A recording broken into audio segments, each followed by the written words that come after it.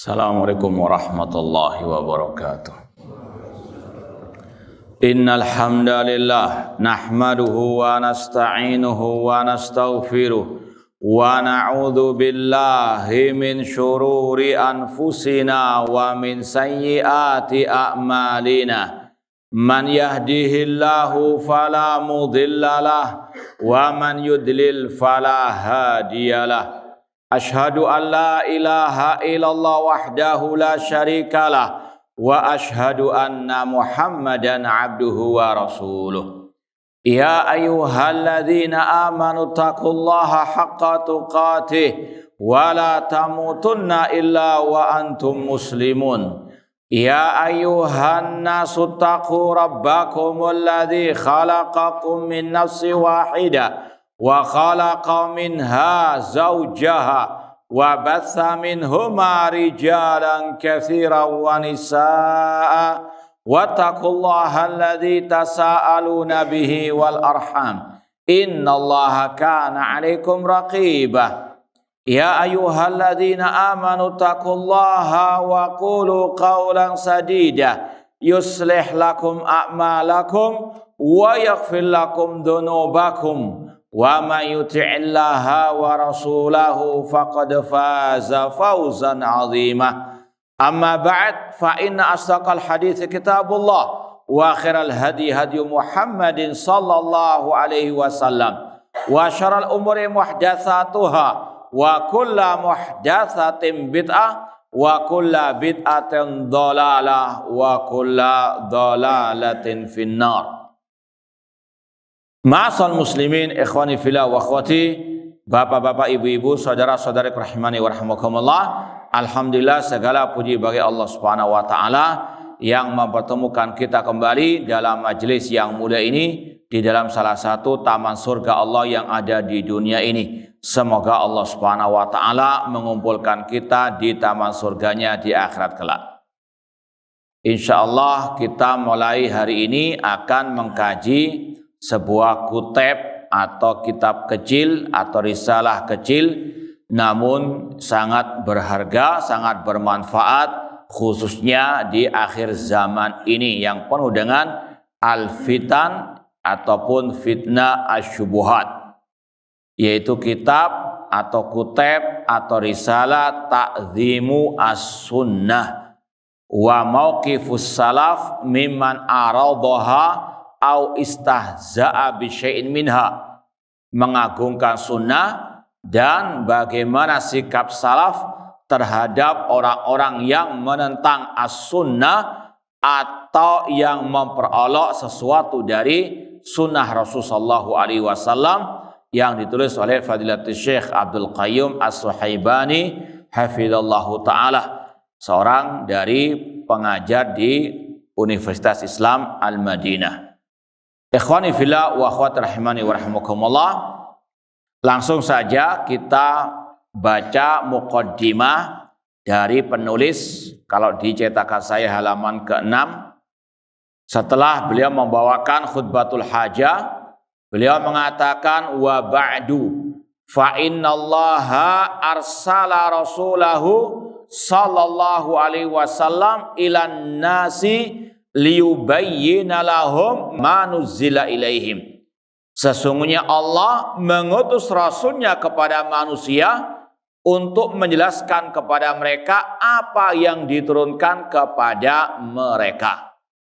Sebagaimana firman Allah, huwallazi arsala rasulahu bil huda wa dinil haqqi liyudhhirahu ala dini kulli walau karihal musyrikun. Dialah Allah yang mengutus rasulnya dengan huda, petunjuk, dengan agama yang hak. Ada yang mentafsirkan ai bil ilmin nafi' wal amali saleh, dengan ilmu yang bermanfaat dan dengan al-amal as-saleh. Ini adalah tugas Rasulullah SAW untuk menyampaikan kepada umat beliau al-ilmu nafi' wal amalu as-salih bil huda wa dinil haq. Allah juga berfirman, wa anzalna ilaika dzikra litubayyina lin-nasi ma nuzzila ilaihim wa la'allahum yatafakkarun. Sesungguhnya kata Allah, kami menurunkan kepada engkau Nabi Muhammad az-zikra, yaitu as-sunnah, untuk engkau menjelaskan kepada mereka manusia apa yang diturunkan kepada mereka. Makanya para ulama mengatakan, sebagaimana kata ulama salaf yang bernama Makhul, Al-Quran ila sunnah ahwaju minas sunnah ilal Quran.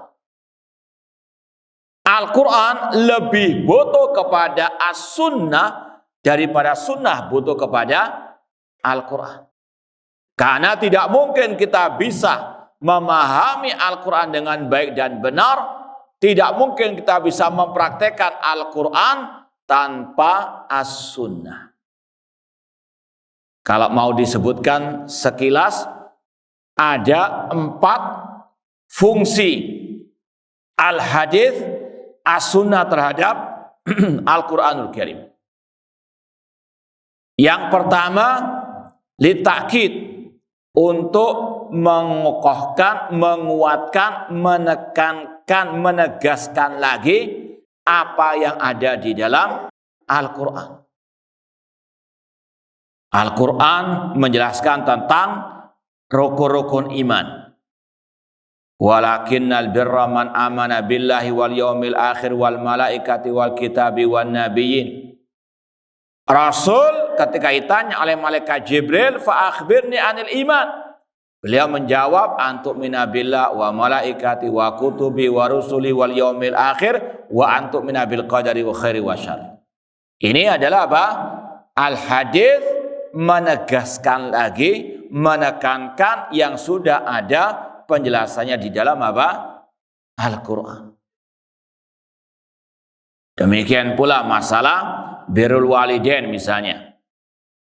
Allah berfirman, wa qadha rabbuka alla ta'budu illa iya wa bil walidaini ihsana wa'budullaha wa la tusyriku bi syai'in wa bil walidaini ihsana. Ketika Rasul ditanya, ayul a'mali afdal, amalan apa yang paling afdal? Di antaranya kata Rasul, birrul walidain, berbakti kepada kedua orang tua. Dan masih banyak contoh-contoh yang lain. Ini fungsi al-hadis terhadap apa? Al-Quran.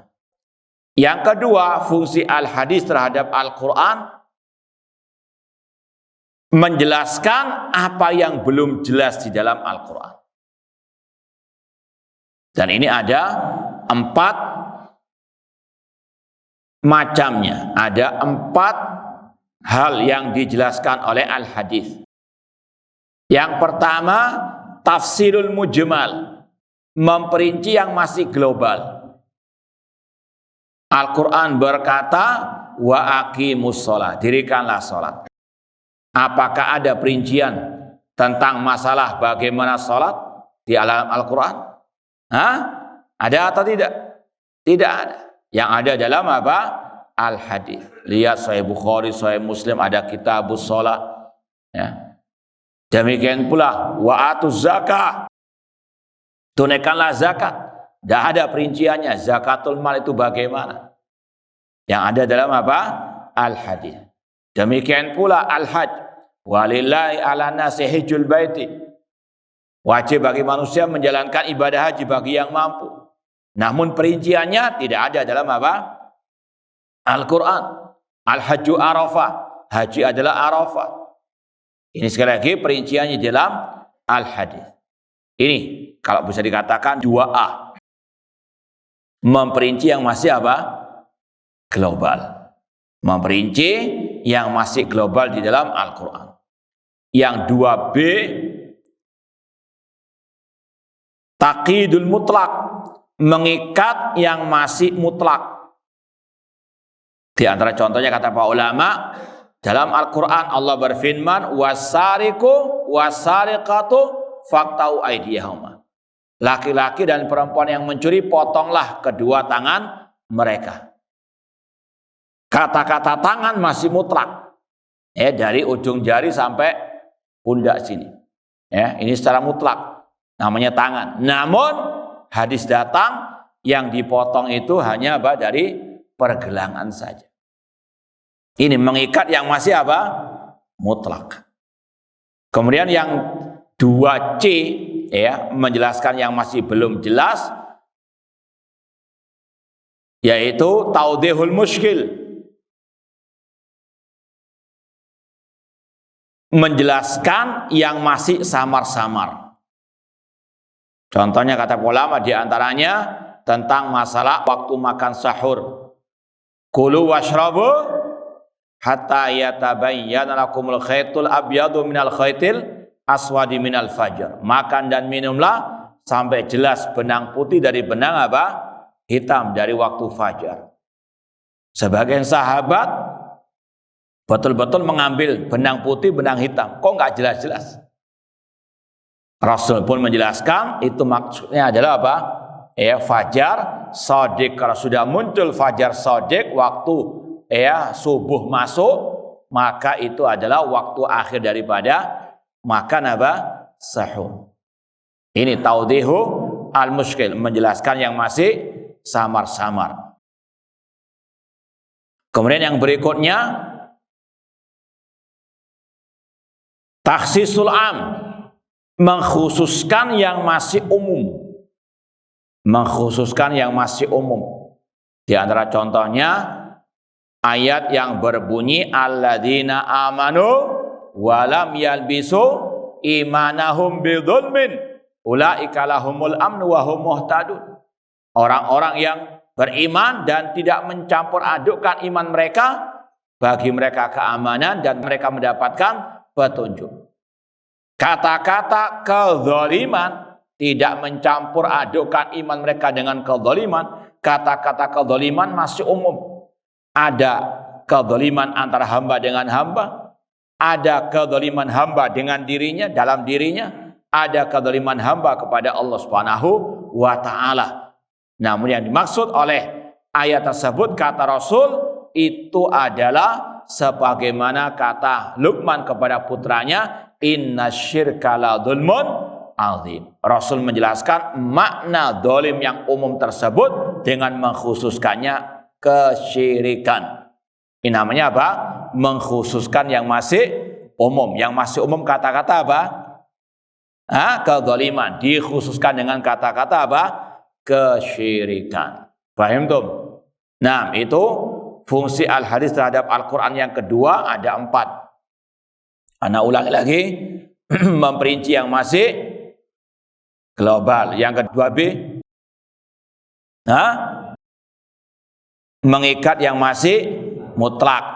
2C, menjelaskan yang masih samar-samar. Yang kedua D, ya, mengkhususkan yang masih umum. Yang ketiga,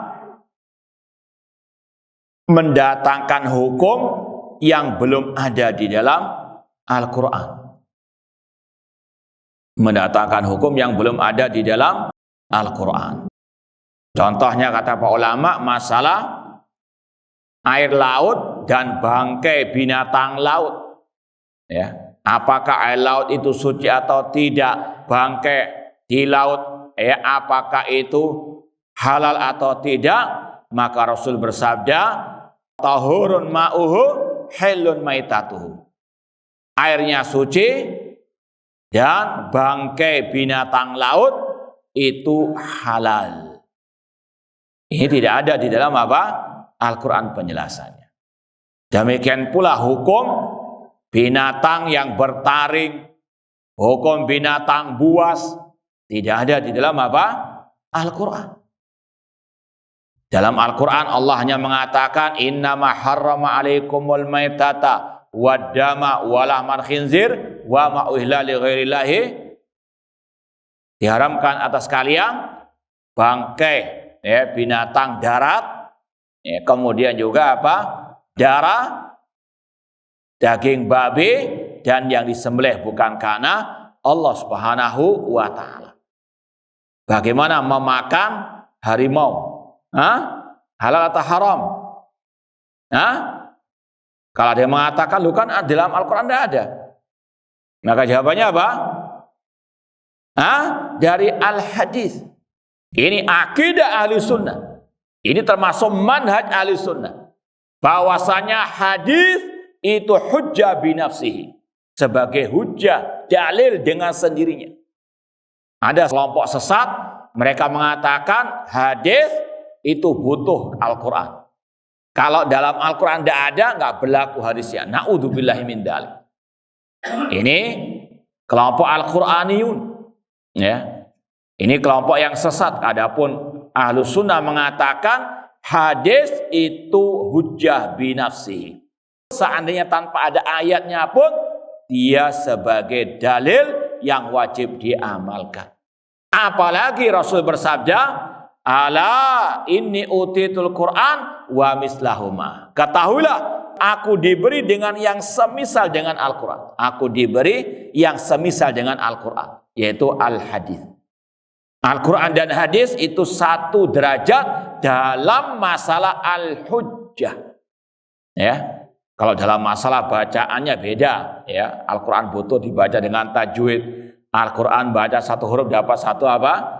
Pahala dilipat gandakan menjadi 10. Kalau baca al-hadis tidak sama pahalanya dengan membaca apa? Al-Quran. Cuma dalam sisi sebagai hujjah, kata Rasul, ya, ala inni utitul Quran wa mislahu ma'ah. Kemudian yang keempat, fungsi al-hadis terhadap Al-Quran, meskipun ada khilaf di antara para ulama, apakah al-hadis bisa menghapus hukum yang ada dalam Al-Quran ataukah tidak. Wallahu alam, yang rajih, yang kuat, al-hadis itu bisa menghapus hukum yang ada dalam Al-Quran, karena tadi secara dalil satu derajat, satu tingkat. Contohnya kata para ulama, firman Allah, kutiba alaikum idza hadara ahadakumul maut in taraka khairan lil wasiyatu lil walidaini wal aqrabin. Diwajibkan atas salah seorang di antara kalian kalau sudah datang sakaratul maut untuk menulis wasiat kepada orang tua dan kepada karib kerabatnya. Ayat ini dihapus oleh hadis kata para ulama dengan sabda Rasul, la wasiyata lil waris. Tidak ada wasiat bagi ahli waris. Meskipun sekali lagi ada khilaf antara para ulama tentang yang keempat ini. Ini makna dari ucapan para ulama tadi, Al-Quran ila sunnah ahwaju minas sunnah ilal Quran. Al-Quran lebih butuh kepada as-sunnah daripada as-sunnah butuh kepada apa? Al-Quran. Dan ini yang disampaikan oleh Syekh tadi, Allah mengutus Rasulnya kepada manusia untuk menjelaskan kepada mereka apa yang diturunkan kepada mereka. Itu tugasnya Rasul berdasarkan ayat tadi surat An-Nahl, wa anzalna ilaika dzikra litubayyina lin-nasi ma nuzzila ilaihim wa la'allahum yatafakkarun wa yukhrijuhum minadh-dhulumati ilan nur. Dan untuk beliau mengeluarkan manusia dari kegelapan, yaitu kegelapan syirik kepada cahaya tauhid, dari kegelapan bid'ah kepada cahaya sunnah, dari kegelapan maksiat kepada cahaya at-ta'ah. Ada dulu seorang sahabat Rasulullah SAW yang sangat gagah pemberani, yang pernah mendatangi markasnya Panglima Persia yang bernama Rustum di zaman Al-Khalifah Rashid Umar bin Khattab pada waktu perang Qadisiyah, yang mengucapkan kata-kata yang indah, di antaranya yang kita nukil di sini. Ada yang ingat enggak siapa sahabat tersebut?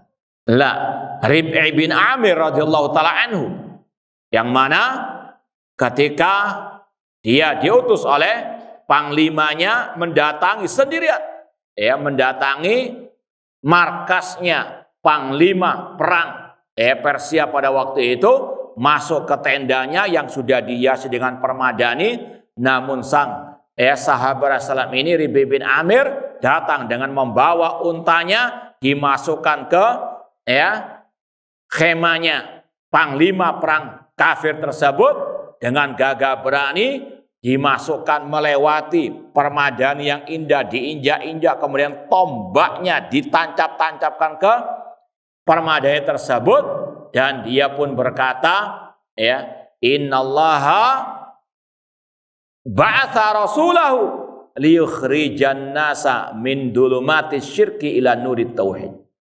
Bahwasanya Allah Subhanahu wa taala mengutus rasulnya untuk mengeluarkan mereka dari kegelapan kesyirikan, kegelapan kekafiran, kepada cahaya tauhid, kepada cahaya al-iman. Ini yang wajib untuk kita yakini, bahwasanya beliau Rasul SAW diutus untuk mengeluarkan manusia minad dhulumati ila an-nur wa yahdihim ila siratin mustaqim. Dan Rasul tugasnya memberikan hidayah kepada manusia, menunjukkan manusia ke siratin mustaqim. Hidayah apa ini? Ada yang tahu? Hidayatul irsyad. Hidayah itu ada dua kata para ulama. Hidayatul irsyad wal bayan, menjelaskan mana yang hak, mana yang batil. Itu tugasnya Rasul. Adapun yang kedua, hidayatul taufik, hanya milik Allah. Makanya dalam Al-Quran ada dua ayat yang hampir mirip, namun beda maknanya. Di antaranya tentang hal ini. Rasul dikatakan, innaka latahdi. Lamnya pendek. Innaka latahdi ila siratin mustaqim. Sesungguhnya engkau Nabi Muhammad, sungguh-sungguh latahdi. Latahdi, ya, pendek. Latahdi. Jangan dipanjang-panjang. Kalau dipanjang-panjang beda maknanya. Innaka latahdi ila siratin mustaqim.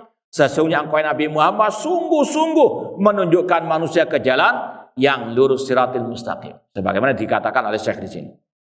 Ada ayat yang kedua, innaka la tahdi man ahbabta walakin Allah yahdi man yasha. Sesungguhnya engkau Nabi Muhammad tidak bisa memberikan hidayah kepada orang yang engkau cintai.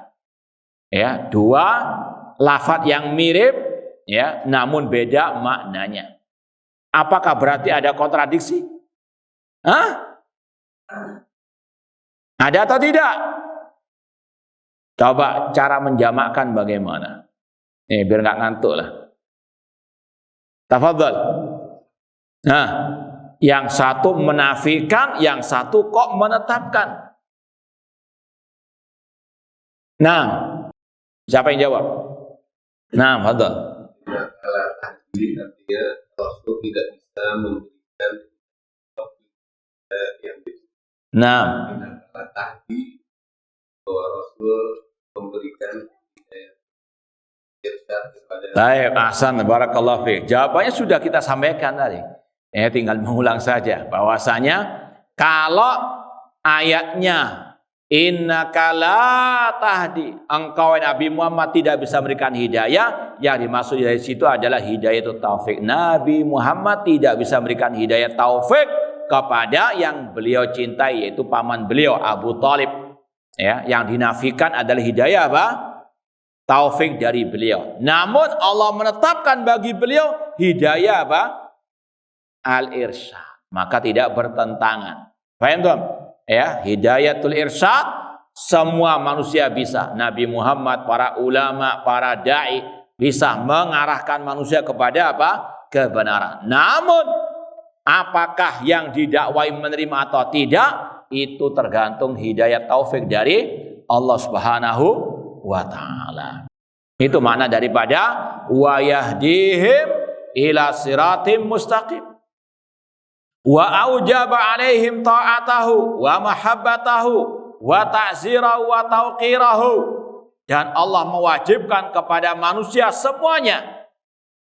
Apakah Nabi Muhammad diutus kepada kaum muslimin saja? Atau kepada bangsa Arab saja? Tidak. Nabi Muhammad diutus kepada semua manusia. Nggak ada pengecualian. Ya. Nabi Muhammad bukan hanya diutus kepada umat Islam saja, namun juga kepada apa? Non-Muslim.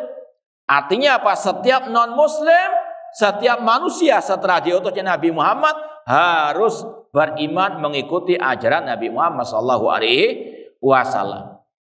Allah berfirman, "Qul ya ayyuhan nasu inni rasulullah ilaikum jami'an." Katakan wahai Nabi Muhammad, wahai manusia, sesungguhnya aku yaitu Nabi Muhammad diutus kepada kalian semuanya. Wa ma arsalnaka ila rahmatan lil alamin. Tidaklah kami, kata Allah, mengutus kepada Nabi Muhammad kecuali sebagai rahmat kepada semua manusia. Dan Rasul juga menegaskan dalam hadis riwayat Bukhari, utitu khamsan lam yu'tahuna nabiyyan qabli. Aku diberi 5 keistimewaan yang tidak diberikan kepada nabi sebelumku. Ada yang bisa menjelaskan atau menyebutkan 5 hal itu? Nah, di antara keistimewaan Nabi Muhammad, di antaranya ada 5 ini. Siapa yang bisa menyebutkan? Nah, kenapa kok masih ngantuk?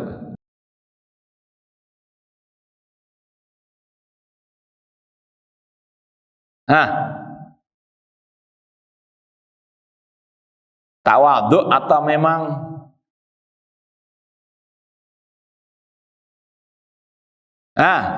sebutkan 5 ini. Tidak ada. Baik, masih husnudon, barangkali masih belum panas. Baik, yang pertama kata Rasul, nusirtu birru'bi masirata syahrin. Aku diberikan pertolongan kemenangan oleh Allah sebulan lamanya dengan diturunkan ketakutan kepada musuh-musuh. Yang kedua, ju'ilat liyal ardu masjidan wa tahura. Dijadikan bagiku bumi ini tempat untuk sholat dan suci. Fa ayyuma rajulan adrakas sholat fal yusalli. Maka dimanapun dari umatku mendapati waktu sholat, silakan sholat di mana saja. Kecuali kata Rasul dalam riwayat yang lain, illal maqbarah wal hammam, kecuali kuburan dan toilet atau kamar mandi. Yang ketiga kata Rasul, utitu asyafa'ah. Aku diberikan asyafa'ah, yaitu asyafa'atu al-udhmah. Kemudian yang keempat, kata Rasulullah SAW, wa uhillat li al-maghanim, dihalalkan bagiku harta rampasan perang. Dan yang kelima, dan ini yang inti pembahasan kita, kana nabiyyu bu'itsa ila qaumi khassatan wa bu'istu ila nasi jami'an. Dahulu para nabi diutus kepada kaumnya masing-masing. Nabi Musa kepada Bani Israel dan seterusnya. Adapun aku, kata Rasul, diutus kepada semua manusia. Makanya jangan heran kalau antum mendengar orang Yahudi, orang Nasara itu umat Nabi Muhammad. Kenapa demikian? Karena mereka juga umat dakwah, sasaran dakwanya Nabi Muhammad SAW. Makanya kata ulama, umat Nabi Muhammad ada 2. Ummatul dakwah dan ummatul ijabah. Umat dakwah yaitu tadi, umat yang merupakan sasaran target dakwah Nabi Muhammad. Di antaranya Yahudi wa Nasara. Makanya Rasul bersabda dalam Sahih Muslim, walladzi nafsi biyadih la yasma'u bi ahadun min hadhihi al-ummah Yahudiyan au Nasraniyan thumma yamutu wa lam yu'min billadzi ursiltu bih illa kana min ashabin nar. Demi Allah yang jiwaku ada di tangannya, tidaklah seorang pun dari umat ini, hadil ummah, entah itu Yahudi atau Nasrani, yang mendengar tentang diriku, kemudian dia mati tidak beriman dengan apa yang aku bawa, kecuali dia termasuk penghuni api neraka. Maka Nabi Muhammad diutus kepada semua manusia. Mereka orang-orang kafir ini sebetulnya adalah apa? Umat Nabi Muhammad dalam artian tadi ummatud dakwah. Mereka sasaran dakwah Nabi Muhammad SAW. wasallam. Adapun yang kedua ummatul ijabah, yaitu umat Islam dikatakan umat ijabah karena mereka sudah mengijabahi seruan Nabi untuk masuk apa? Al-Islam. Paham tuh? Paham ya? Nah, intinya Nabi Muhammad diutus kepada semua manusia. Makanya salah satu pembatal keislaman kata para ulama yaitu man za'ama anna ahadan yajuzul khuruj ala syariati Muhammad SAW faqad kafara. Barang siapa yang mengklaim ada seseorang boleh keluar dari syariat Nabi Muhammad SAW, maka dia kafir.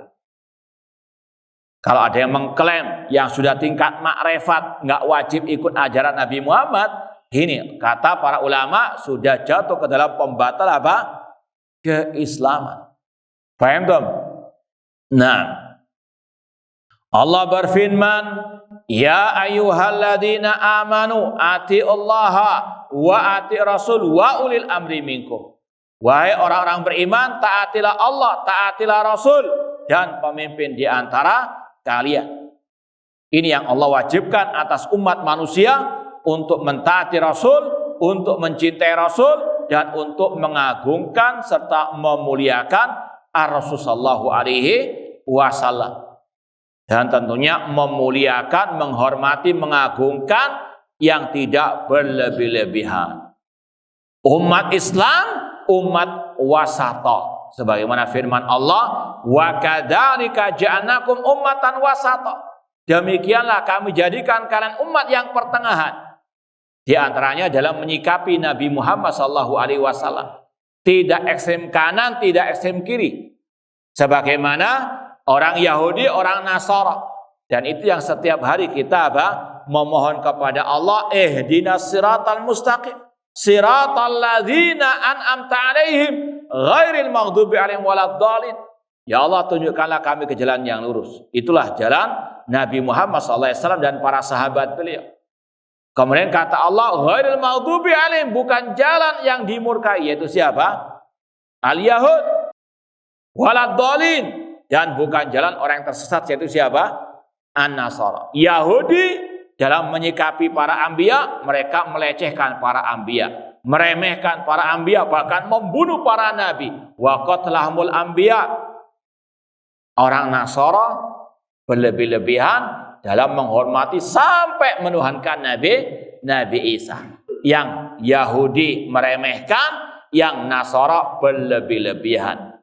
Umat Islam siratan mustaqim, pertengahan. Tidak meremehkan sebagaimana Yahudi, tidak berlebihan sebagaimana An-Nasara. Namun umat Islam meyakini Nabi Muhammad itu Abdullah, hamba Allah. Namun beliau juga utusan Allah.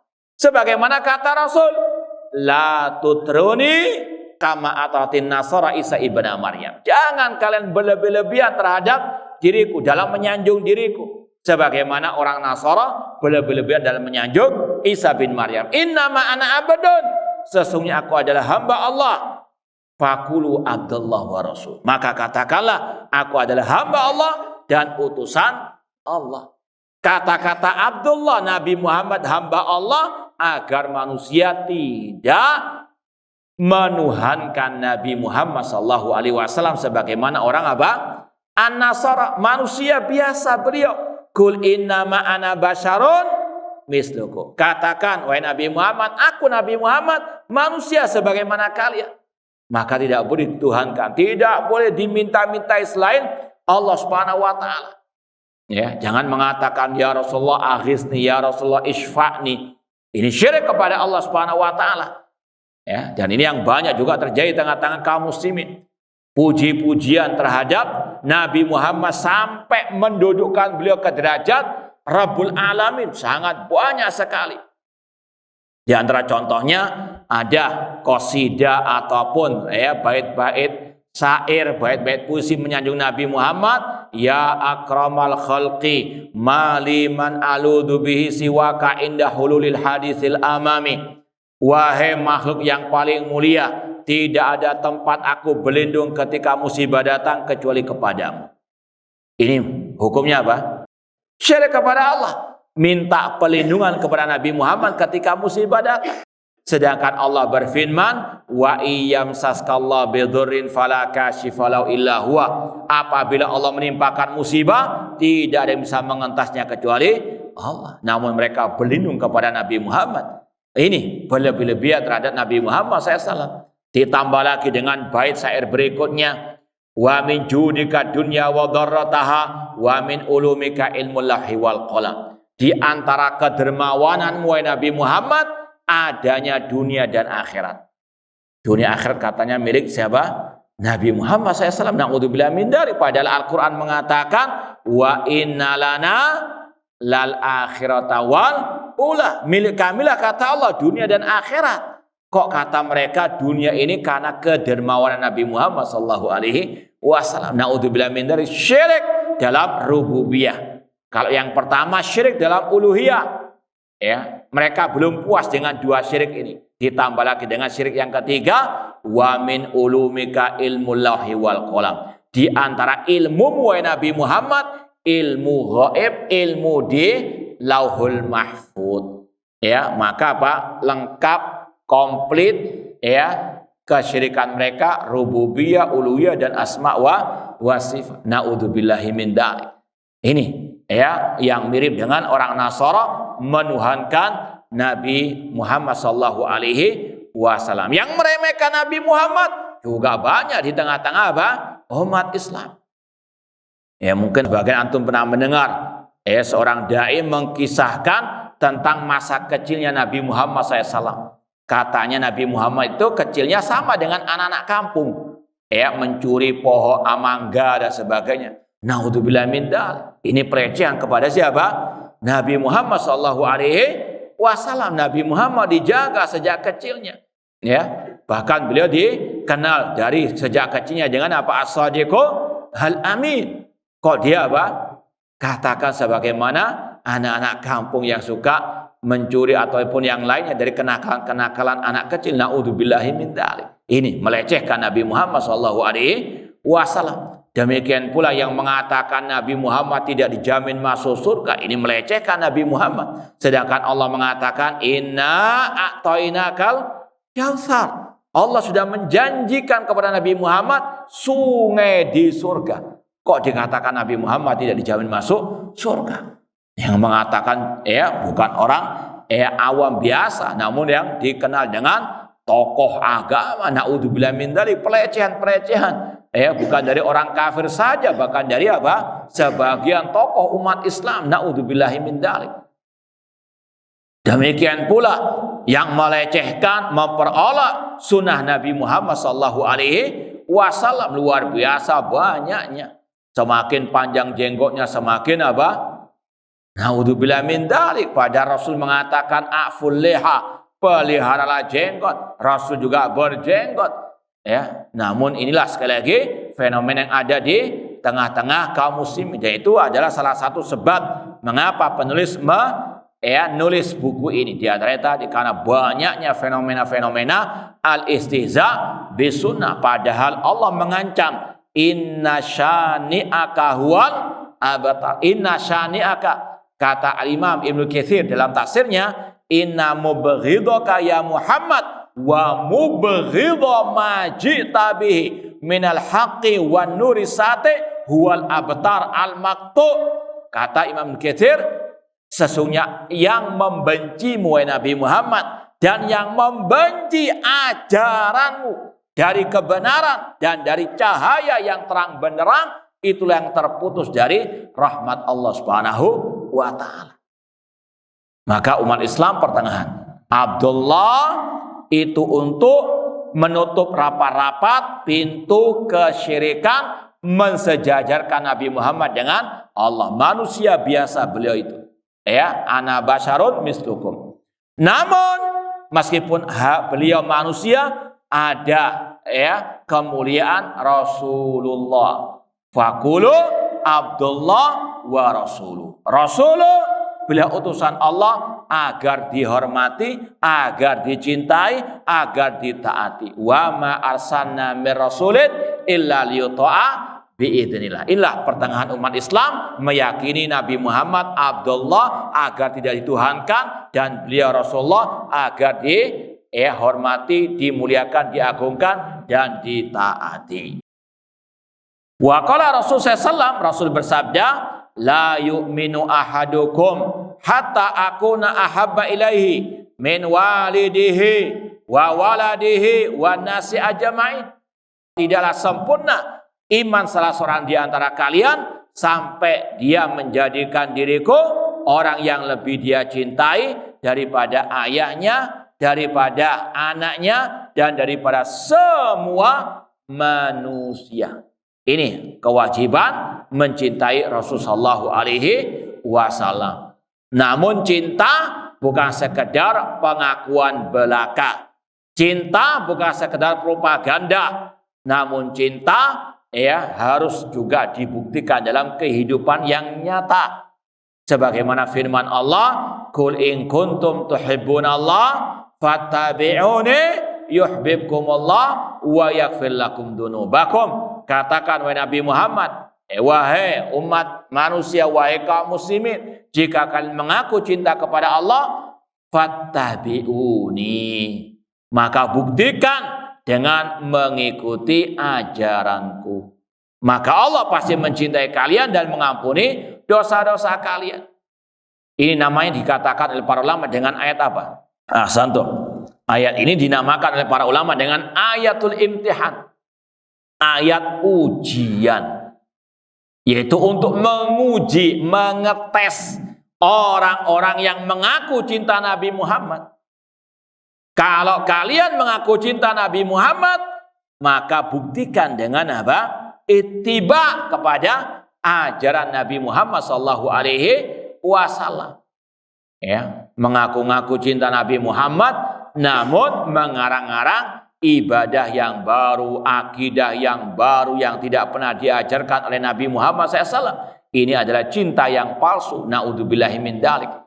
Makanya seorang penyair Arab berkata, "Lau kana hubbuka shadiqan la ata'tahu, innal muhibba liman yuhibbu muti'u." Seandainya cintamu itu betul-betul jujur kepada Nabi Muhammad SAW, la ata'tahu, engkau pasti akan mentaatinya.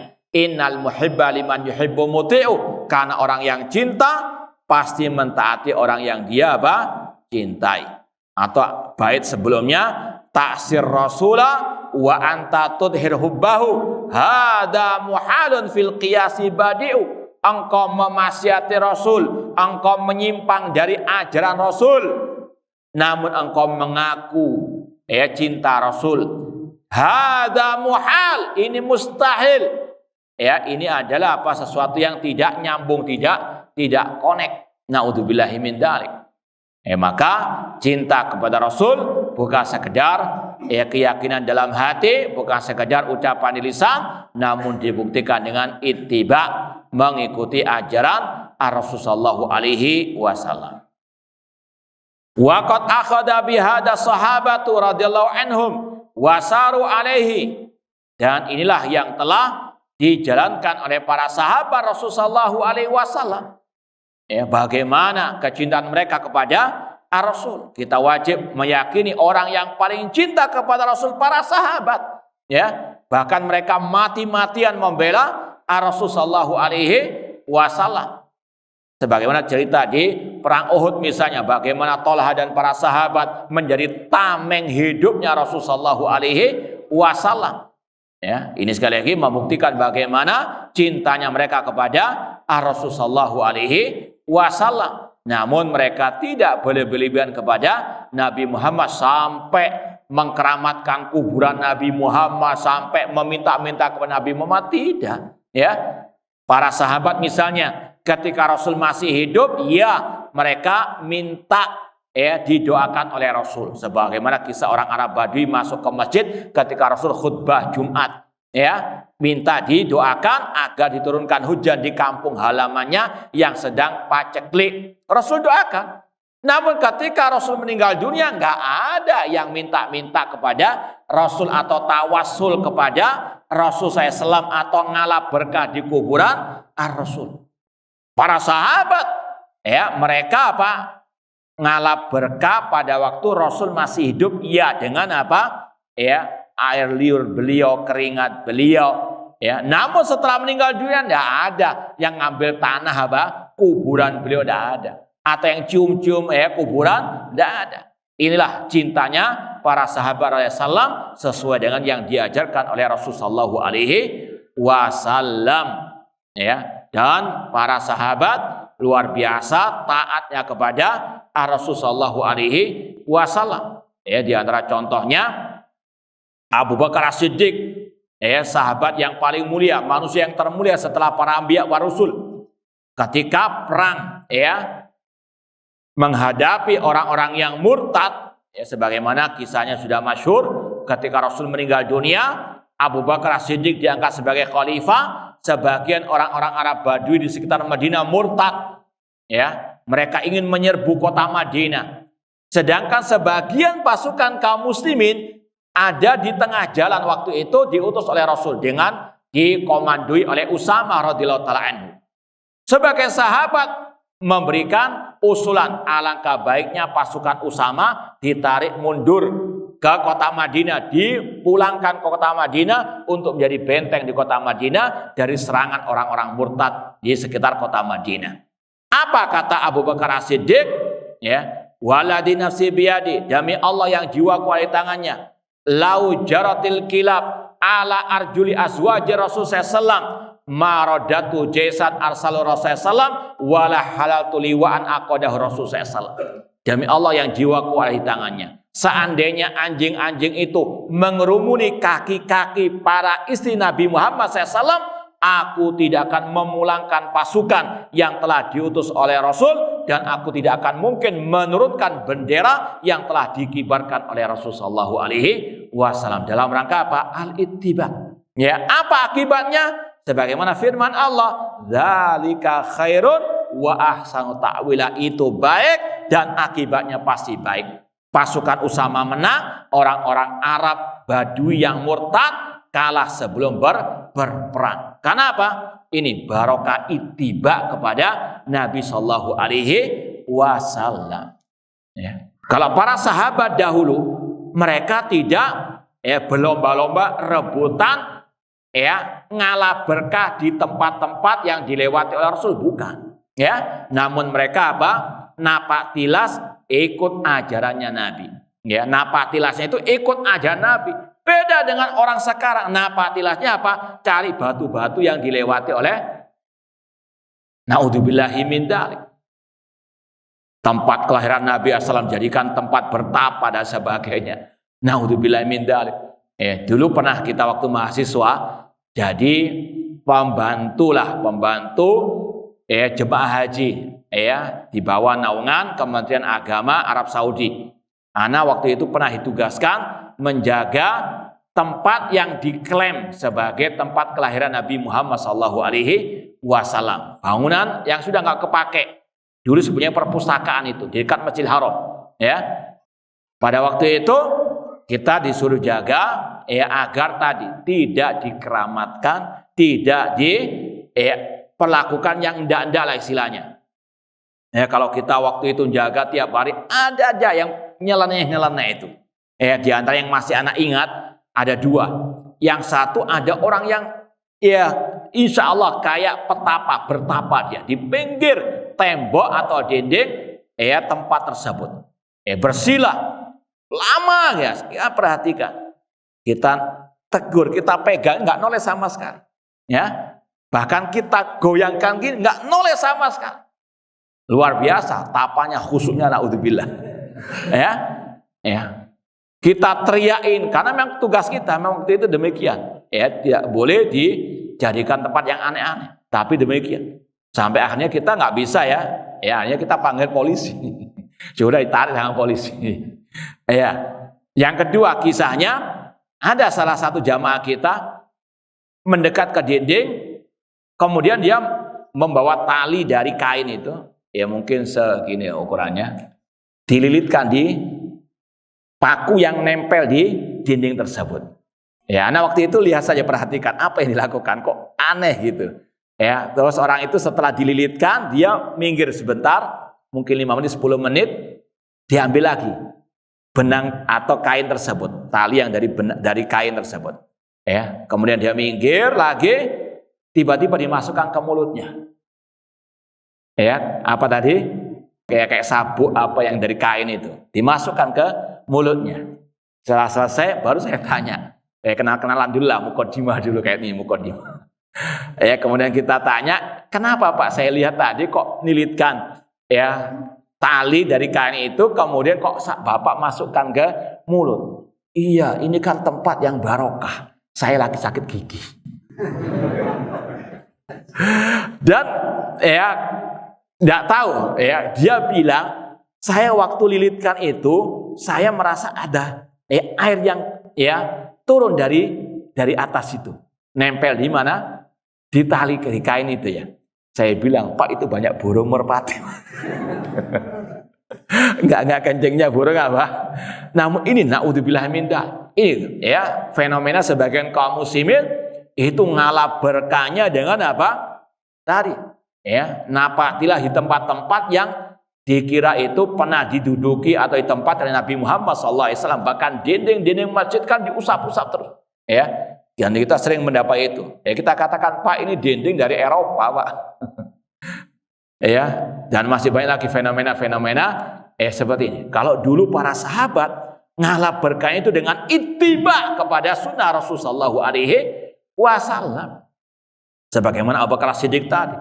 Sampai apa? Beliau bersikeras tetap mempertahankan pasukan Usama berperang dengan orang-orang Romawi, meskipun apa di kota Madinah hanya ada sebagian saja yang standby istilahnya. Namun inilah barokah ittiba. Di sana menang, di kota Madinah juga apa? Ya, orang-orang Arab Badui kalah sebelum berperang. Dan ini pula yang diajarkan oleh Al-Khalifah Rasyid Umar bin Khattab ketika beliau mencium Hajar Aswad. Ya, ketika beliau mencium Hajar Aswad, beliau mengatakan, wallahi inni la a'lam annaka hajar la tanfa wa la tadur. Demi Allah, aku sesungguhnya tahu engkau ini batu yang tidak bisa mendatangkan manfaat dan madarat. Laula anni ra'aitu Rasulullah SAW yuqabbiluka ma qabbaltuka. Seandainya aku tidak melihat Rasul mencium, aku tidak akan mencium. Ini para sahabat Rasul SAW ittiba kepada ajaran Rasul. Mencium Hajar Aswad bukan apa? Ngalah berkah dengan Hajar Aswad, bukan minta kesembuhan, rezeki dan sebagainya. Namun karena apa? Ittiba, mengikuti apa? Apa yang diajarkan Rasul SAW. Makanya nggak ada riwayat para sahabat menciumi dinding-dinding Ka'bah, nggak ada. Ya, yang diajarkan cuma mencium Hajar Aswad saja. Namun sekarang beda. Bahkan kain kiswa pun sempat dulu kan kasus ya, ada yang menggunting mau dijadikan apa? Jima. Naudzubillah min dzalik. Ini bedanya para sahabat dengan sebagian umat Islam sekarang. Naudzubillah min dzalik. Maka bagaimana mungkin mereka akan mulia jaya sebagaimana para sahabat, sedangkan mereka apa? Menyelisih ajaran Rasul, menyelisih ajaran para sahabat. Rasul, para sahabat mulia, para sahabat menang karena apa? Ittiba kepada ajaran Rasul sallallahu alaihi wasallam. Makanya Imam Malik mengatakan lan yusliha akhir hadil ummah illa ma aslaha awwalaha. Tidak akan mungkin memperbaiki generasi akhir umat ini kecuali dengan apa yang memperbaiki generasi awal umat ini, yaitu para sahabat Rasulullah sallallahu alaihi wasallam. Ya, demikian pula kisah para sahabat, kisah kaum muhajirin hijrah ke kota Al-Madinah, rela meninggalkan harta keluarga mereka demi mengikuti Rasulullah sallallahu alaihi wasallam lillahi ta'ala. Demikian pula kisah kaum wanita yang mereka apa? Ketika turunnya ayat hijab mereka langsung sami'na wa ata'na, dan masih banyak lagi yang lainnya. Bahkan lebih dari itu, bagaimana hormatnya mereka kepada para sahabat, kepada Rasul sallallahu alaihi wasallam. Ada kisah juga, ada seorang pemuda, Rasul tanya, apakah engkau sudah menikah? Kata sang pemuda, belum ya Rasulullah. Tidakkah engkau mau menikah? Orang itu malu-malulah, ya, namanya ya jomblo lah istilahnya waktu itu. Maka apa? Rasul menanyakan terus ketika bertemu, apakah engkau mau menikah? Sampai akhirnya dia mengatakan, kalau Rasul bertanya lagi, aku akan katakan iya. Ya. Ketika Rasul menanyakan lagi, betul dia jawab iya. Maka kata Rasul, ente berangkat ke keluarga si fulan, ya, sampaikan aku diutus Rasulullah sallallahu alaihi wasallam. Ya, ketika sampai di keluarga tersebut disambut dengan baik karena tahu itu diutus oleh Rasulullah sallallahu alaihi wasallam. Ya, kemudian sampai terakhir dinikahkan dengan apa? Anak putrinya. Tidak ditanya apa kerjaannya. Nggak ditanya ada ya fulus berapa, enggak ada. Ini karena apa? Bagaimana menghormati Rasulullah sallallahu alaihi wasallam. Namun tidak sampai berlebihan menuhankan Nabi Muhammad sallallahu alaihi wasallam. Itu ittiba dan cintanya mereka kepada Rasulullah sallallahu alaihi wasallam. Kata Syekh di sini, wa qad akhadha bihadza sahabatu radhiyallahu anhum wasaru alai. Mereka betul-betul melaksanakan apa yang Allah perintahkan ini, cinta ittiba kepada Rasulullah SAW. Fakanu li Rasulullah SAW muhibbin mutta'in. Mereka para sahabat adalah orang-orang yang paling cinta kepada Rasul, yang paling taat kepada Rasul sallallahu alaihi wasallam. Wa kana sunnatuhu wa qaluhu wa hadyuhu muqaddamatan indahum ala kulli syai'. Dan sunnahnya Rasul, ucapannya Rasul, petunjuknya Rasul, itu mereka dahulukan di atas segala sesuatu. Sebagaimana kata Abdullah bin Abbas radhiyallahu anhuma, ini akhsha an tanzil alaikum hijaratun minas sama, aqulu qala Rasul wa qultum qala Abu Bakar wa Umar. Aku khawatir akan turun hujan batu dari langit. Aku mengatakan Rasul bersabda, kalian menentangnya dengan ucapan Abu Bakar wa Umar. Ini ucapan Abu Bakar wa Umar, tidak boleh dipertentangkan dengan ucapan Rasul, apalagi ucapan ustadz, dai, kiai dan sebagainya. Maka ya ayyuhalladzina amanu la tuqaddimu baina yadayillahi wa rasuli. Fa kalamun Nabi sallallahu huwal awwal.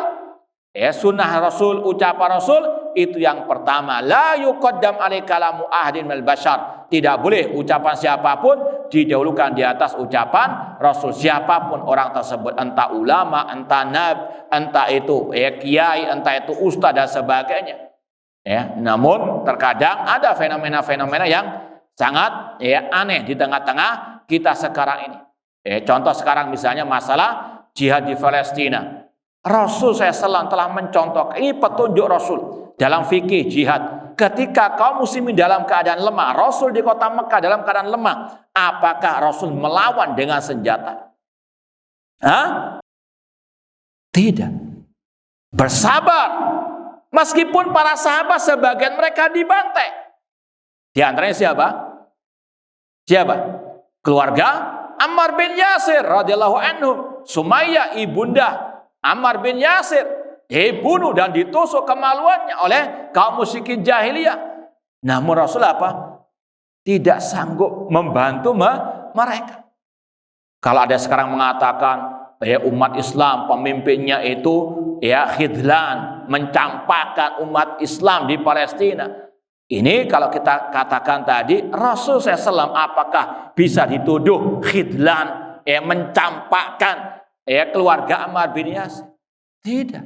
Karena apa? Allah berfirman, la yukallifullahu nafsan illa usaha. Allah tidak memberi suatu jiwa kecuali dengan apa? Kemampuannya. Nggak berdosa kalau memang nggak mampu membantu. Namun sekali lagi inilah fenomena yang ada sekarang. Dikatakan ini petunjuk Nabi Muhammad. Ketika lemah, beliau tidak melawan dengan senjata, namun tetap berdakwah dengan tahu bersabar. Meskipun sebagai sahabat dibantai. Coba sekarang bayangkan bagaimana korban yang ada di tengah-tengah kaum muslimin di Gaza sana. Puluhan ribu kaum muslimin dibantai gara-gara apa? Jihad yang tidak sesuai dengan ajaran Nabi Shallallahu Alaihi Wasallam. Tidak ada fikih jihad sesuai dengan Nabi SAW. Sudah kita katakan, sudah dibahas oleh para ulama. Ini sunnah Rasul. Jihad harus ada kemampuan. Karena apa? Dampak negatifnya berbahaya bagi kaum dibantai kaum muslimin.